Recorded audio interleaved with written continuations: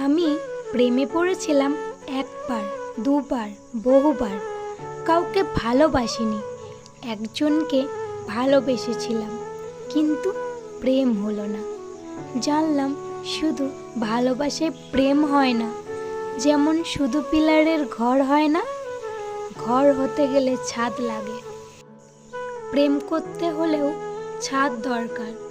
আমি ছাদ হতে পারিনি, বড়জোর ছাতা হয়েছি। হালকা বৃষ্টিতে জোর ঝড়ে উড়ে গেছি। ছাতা না থাকলে মানুষ অন্য ছাদের কার্নিশে তলায় আশ্রয় নেয়। আমি এতে দোষ কিছু দেখি না। আমি জানলাম সবটা দিয়েও ছাতা হলেও প্রেম টেকে না। ছাদের কার্নিশ হতে হয়, ছোট হোক, শক্ত সামর্থ্য হতে হয়। আমি আকাশ হয়ে গেলাম। আমি আকাশ থেকে মেঘ, মেঘ থেকে বৃষ্টি। সে বৃষ্টি ভালোবাসত। বৃষ্টি হয়ে তাকে ছুতে সে কার্নিশের নিচে জড়সড় হলো। আমারও তাকে ছোঁয়া হলো না। আমি রাস্তার ধারে নোংরা পানি হয়ে জমে রইলাম, ভালোবাসার মতো। আকাশ হলে প্রেম টেকে না। মানুষ অভিমান করে কেন জানেন? কারণ মানুষ চায় তার অভিমান ভাঙানোর জন্য কেউ ব্যাকুল হয়ে থাকুক।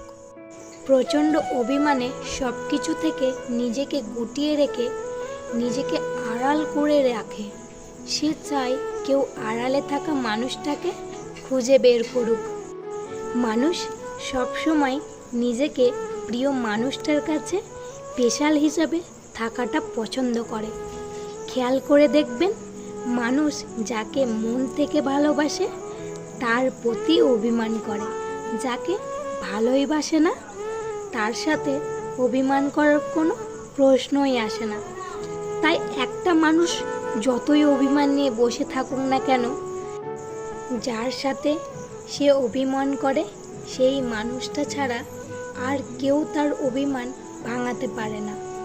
মানুষ অভিমান করে প্রিয় মানুষটার কাছে একটু গুরুত্ব পেতে, একটু আদর পেতে, প্রিয় মানুষটার একটু সঙ্গ পেতে।